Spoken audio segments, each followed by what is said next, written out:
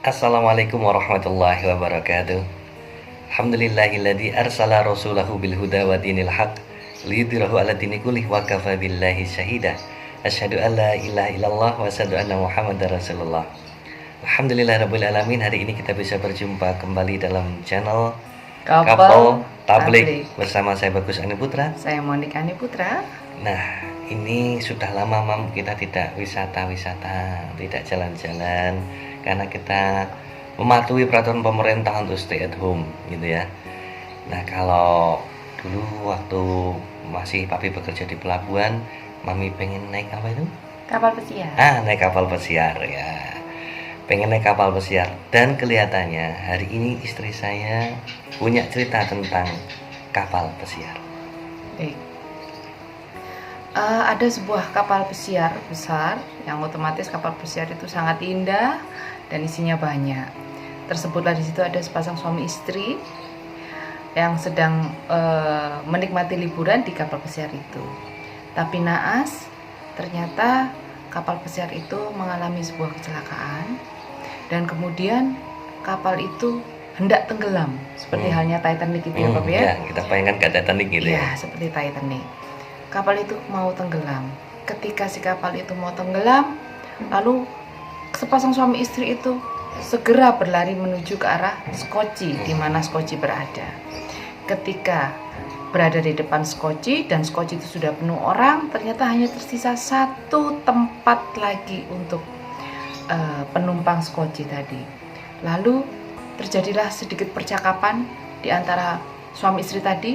Lalu kemudian si suami segera melompat ke Skoci itu, meninggalkan istrinya yang masih ada di kapal, padahal kapalnya segera tenggelam.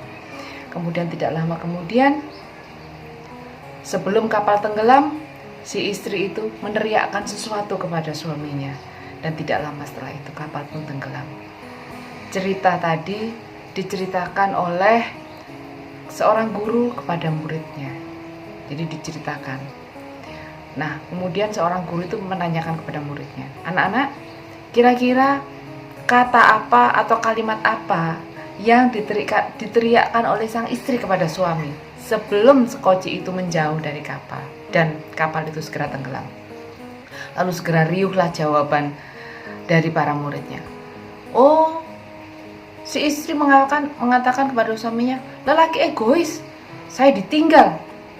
Lalu yang lain lagi, "Lelaki tidak tahu diri, saya ditinggal. Kejam kamu." Gitu ya. Banyak hal, banyak jawaban-jawaban yang intinya semuanya mengumpat si laki-laki tadi, si suami tadi. Tapi ada satu anak terdiam. Kemudian si guru, "Loh, itu ada anak kok diam saja?" Kemudian dipanggillah si anak itu. "Hei, Cica, kenapa kamu kok diam aja?" Ini Ci ini ya. "Hei Cica, kamu kenapa kok diam aja? Kamu punya jawaban sendiri?" "Iya Bu Guru, saya punya jawaban sendiri." "Apa jawabannya?" Sambil tetap menunduk dan bersedih, dia mengatakan, "Saya tahu dan saya yakin teriakan dari si istri tadi adalah jaga anak-anak kita, Pak." Begitu. Duh, si guru heran. "Kenapa kamu berpikiran bahwa teriakan dari si istri tadi seperti itu?" "Iya Bu, karena sebelum ibu saya meninggal, ibu saya pun mengatakan hal yang serupa kepada ayah saya. Jaga anak-anak kita." Nah, kemudian si guru sambil masih tertegun karena rasanya hatinya pun teraduk-aduk, maka dia mengatakan pada murid-muridnya, "Ya, benar, itulah jawabannya." Dan kemudian memang diketahui, flashback dulu, bahwa sepasang suami istri itu naik kapal pesiar untuk membahagiakan sang istri, yang mana sang istri itu sudah divonis menderita kanker stadium lanjut, jadi stadium terminal, stadium 4. Lalu untuk menyenangkan istrinya, diajak plesir naik kapal pesiar. Nah, dari situ mungkin Pak, banyak pelajaran yang bisa kita ambil. Di antaranya adalah dalam suatu permasalahan itu ternyata banyak dimensi ya Pak ya. Banyak dimensi. Kita tidak bisa melihat dari satu dimensi. Kalau dari satu dimensi, maka dimensi yang itu yang kebetulan yang banyak dipakai oleh khalayak ramai, seperti murid-murid yang di kelas tadi. Hampir semuanya mencela, hampir semuanya mencecar si suami. Wah, itu suaminya pasti egois, wah itu suaminya tega, wah itu suaminya kejam meninggalkan istrinya. Demi untuk kepentingannya sendiri. Tapi ternyata ada dimensi lain. Ada dimensi lain yang juga perlu kita lihat atau kita pertimbangkan. Gitu kira-kira Pak. Menurut Papi gimana? Ya, kalau menurut Papi memang betul yang katakan Mami tadi. Kita bisa lihat dari perspektif atau sudut pandang yang lain, ya. Nah, kebanyakan orang akan mengambil sudut pandang dari murid-murid ini. Yang justru yang menarik adalah ketika respon dari murid-murid itu kebanyakan adalah menyalahkan si suami. Si suami. Ini yang kebanyakan orang itu turut menyalahkan orang lain, ikut melakukan judgement atau menghakimi orang lain tanpa dia hadir di situ. Jadi dia nggak hadir dalam peristiwa itu, dia tidak mengalami peristiwa itu, kemudian menyalahkan orang lain, ya. Tidak tahu yang sebenarnya. Tidak tahu yang sebenarnya. Tidak tahu masalah sebenarnya, tiba-tiba menyalahkan orang lain, ya. Jadi inilah disebut sebagai prasangka, ya, berprasangka atau prejudice dalam bahasa psikologinya. Prasangka ini pasti prasangka buruk, ya.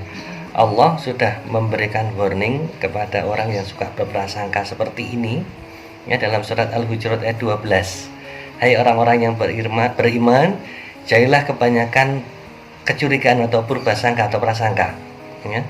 Karena sebagian dari purbasangka atau prasangka itu dosa. Dan janganlah mencari-cari keburukan orang dan janganlah menggunjingkan satu dengan yang lain. Adakah di antara kamu yang suka memakan daging saudaranya yang sudah mati? Maka tentulah kamu merasa jijik kepadanya. Dan bertakwalah kepada Allah, sesungguhnya Allah Maha Penerima Taubat lagi Maha Penyayang. Ini surat Al-Hujurat ayat 12 lengkap ini. Sudah dengan ancamannya Allah. Jadi orang yang suka berprasangka, dan biasanya orang yang berprasangka itu tidak pernah tahu di dalam peristiwa itu, tapi dia berkomentar yang negatif. Ya, jadi belum tentu orang yang ingin menghina kita, orang yang menghakimi kita, itu belum tentu juga orang yang tidak suka dengan kita atau membenci kita. Gitu. Tapi orang yang mungkin menghakimi kita itu sedang menguji betapa tulusnya cinta kita. Alhamdulillahirrabbilalamin. Semoga bermanfaat. Saya Bagus Ani Putra. Saya Monika Ani Putra. Wassalamualaikum warahmatullahi wabarakatuh.